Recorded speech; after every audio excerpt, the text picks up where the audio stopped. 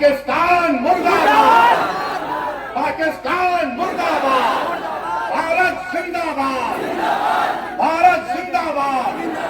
वक्त अंसारी और तकलीफ है, और वो गम ये तकलीफ ये है कि हमने अपनी आंखों से देखा कि किस तरीके से हमारे पड़ोसी मुल्क पाकिस्तान से आतंकवादी घुसकर आते हैं और पहलगाम में हमारे वतन अजीज के बेकसूर 26 लोगों की जान को ले लेते हैं। मेरे अजीज दोस्तों और बुजुर्गों, ये ऐसा वाक़या है कि हम तमाम को इस वाक़े की मजम्मत भी करनी चाहिए, कंडेम भी करना चाहिए, और हमको अपने सियासी इख्तलाफात से उठकर, क्योंकि ये मसला कोई सियासी पार्टी का नहीं है, राजनीति का मसला नहीं है, ये मसला हमारे देश के नागरिकों का है जिनको पाकिस्तान से आए हुए आतंकवादियों ने बेदर्दी के साथ उनका कत्ल किया। आप खुद सोचिए थोड़ी देर के लिए, अपने दिलो दिमाग पर जोर डालकर कि आपकी एक बेटी है, आपकी एक बहन है जिसकी 6 दिन पहले शादी हुई थी, और 6 दिन के बाद वो और उसका शौहर शादी की पहली खुशी मनाने के लिए, जिसके उसके हाथों से मेहंदी भी नहीं उतरी होगी, वो जाती है और उसकी आंखों के सामने उसके पति को, जिससे 6 दिन पहले उसकी शादी हुई थी, उसके सर पर गोली मारकर उसकी जान ले ली जाती है, क्योंकि वो हिंदू था, वो कलमा नहीं बोल सका। आप अपने दिलो दिमाग पर जोर डालकर सोचिए कि हमारी एक बेटी है जिसकी 2 महीने पहले शादी हुई, और वो 2 महीने की शादी के बाद जब पहलगाम में बेसरन मीडोस को जाती है, तो वहां पर भी उसके आंखों के सामने उसकी पति को उसके सर पर गोली मार दी जाती है। और वो बेवा हमारी बेटी ये कहती है कि जब मेरे पति को गोली मारी गई तो मैं उसके चेहरे को भी नहीं देख सकी बराबर। तो मेरे अजीज दोस्तों और बुजुर्गों, हम तमाम को इस दहशतगर्दी आतंकवादी की मजम्मत करना है, और याद रखिए कि 19वीं सदी के आगाज पर 2 मुल्क मजहब के नाम पर बनाए गए, और आज मैं जिम्मेदारी के साथ कह रहा हूं कि 75-80 साल के बाद ये दोनों मुल्क नाकाम स्टेट है, फेल्ड स्टेट है। एक का नाम पाकिस्तान है, दूसरे का नाम इजराइल है। ये दोनों भी मजहब की बुनियाद पर बनाए गए थे। एक ये कहकर भारत को तोड़ा गया कि मुसलमानों का अलग मुल्क होगा, और एक मुल्क को यह कहकर अरबों की जमीन छीनी गई कि यहाँ पर हम यहूदियों का मुल्क बनाएंगे। उन्होंने यहूदियों का मुल्क नहीं बनाया, बल्कि ज़ायनिज़्म और ज़ायनिज़्म की आइडियोलॉजी को आगे बढ़ाने के लिए मुल्क बनाया। ये दोनों ममालिक एक फेल स्टेट है, जहाँ पर उन्हीं के मुल्क में लोगों पर जुल्म किया जाता है।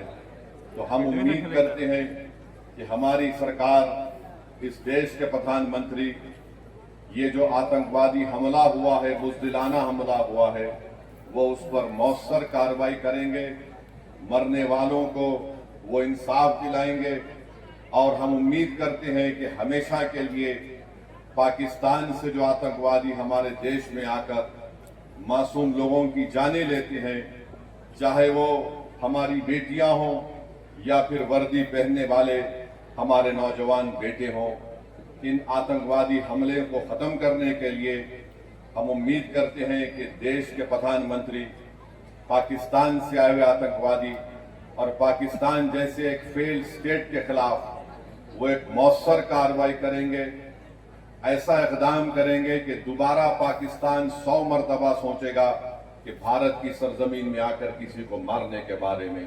मेरे अजीज दोस्तों और बुजुर्गों, मैं आपको ये बताना चाहता हूं कि पाकिस्तान ये पूछ रहा है कि भारत के पास अगर कोई प्रूफ है तो दो। अरे बेशर्मो, क्या हमने तुमको पठानकोट में बुलाकर नहीं दिखाया था कि पठानकोट हमारा एयरफोर्स का बेस में तुम्हारे आतंकवादी आकर वहां पर कोहराम मचा कर गए। तुम्हारी लोग पाकिस्तान से आकर देखे, उसके बावजूद भी तुमने उन आतंकवादियों के खिलाफ एक्शन नहीं लिया।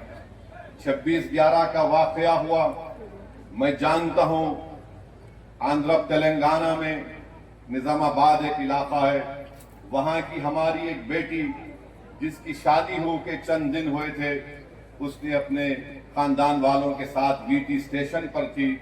पाकिस्तान से आए हुए आतंकवादियों ने वीटी स्टेशन पर गोलियां मारकर लोगों की हत्या की, तो उसमें निजामाबाद की एक नई दुल्हन भी मारी गई थी। पाकिस्तान कभी भी इकरार नहीं करेगा कि उनके मुल्क से आतंकवादी आकर भारत में लोगों का कत्ल कर रहे हैं। पाकिस्तान को अब समझाने का वक्त खत्म हो चुका है। मैं बड़ी जिम्मेदारी के साथ जज्बात में लाए बगैर कह रहा हूं कि ये वक्त जवाब देने का है, ये वक्त सोचने का नहीं है। वरना याद रखिए, हर 6 महीने हर 2 महीने के बाद ये आती हैं, या तो हमारी फौज या हमारी सीआरपीएफ के जवानों को या फिर मासूम कश्मीरियों को निशाना बनाती हैं। तो हम उम्मीद करते हैं कि हमारी हुकूमत इनके खिलाफ एक मौसर इक़दाम करेगी। जितने भी इक़दामात, जितने फैसले भारत सरकार ने लिए हैं, MIM पार्टी उसकी तायीद करती है। जैसे भी हो, पाकिस्तान को अगर कमजोर करने के लिए उनकी मईशत को, उनके इकॉनमी को कमजोर किया जा सकता है तो बराबर किया जाना चाहिए। और जो भी तरीक़ेकार हुकूमत इस्तेमाल करेगी, हम उम्मीद करते हैं कि आतंकवाद खत्म होगा। ये देश का मसला है, ये कोई सियासी मसला नहीं है, और लोगों को भी इस पर राजनीति करने की कोई जरूरत नहीं है। मैं आपको बताना चाह रहा हूं कि हमारी बेटी, जिसका नाम हिमांशी है, उसके पति को गोली मारकर 6 दिन के बाद शादी करके गए थे, उसका कत्ल कर दिया गया इन आतंकवादियों ने। ये हमारी बेटी हिमांशी का एक पैगाम देती है। हमारे देश में बसने वाले जो लोग हिंदू मुस्लिम का जहर फैला रहे हैं, वो कहती है कि मैंने अपने पति को खोया, मगर मैं नहीं चाहती कि मुसलमान और कश्मीरियों के खिलाफ नफरत के मजारे किए जाए। हम उम्मीद करते हैं कि भारत सरकार हमारी इस बेटी जिसने अपने पति को खोया है, उसके इस अल्फाज को याद रखेगी, और देश कभी उन लोगों को माफ नहीं करेगा जो ऐसे वक्त में बजाय हम मुत्तहिद होकर इन आतंकवादियों से और इन आतंकवाद को प्रमोट करने वाले देश से मुकाबला करें, जो हमारे मुल्क में इसका फायदा उठाकर नफरत को फैलाना चाहते हैं। याद रखो, इस वक्त पर हमको नफरत नहीं, हमको अमन को और मोहब्बत को पैदा करना है, ताकि हम देश को मजबूत रख सकें।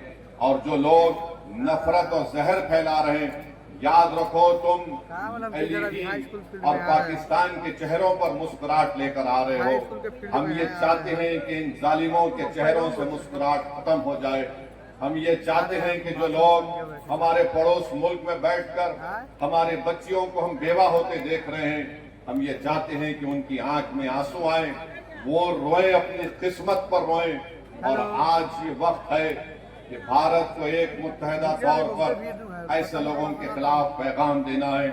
हम भारत के प्रधानमंत्री से इस बात का मुतालिबा करते हैं कि जितने 26 लोग वहां पर मारे गए, भारत सरकार उनको शहीद का रुतबा दे, ताकि लोग हमेशा के लिए उनको याद रख सकें।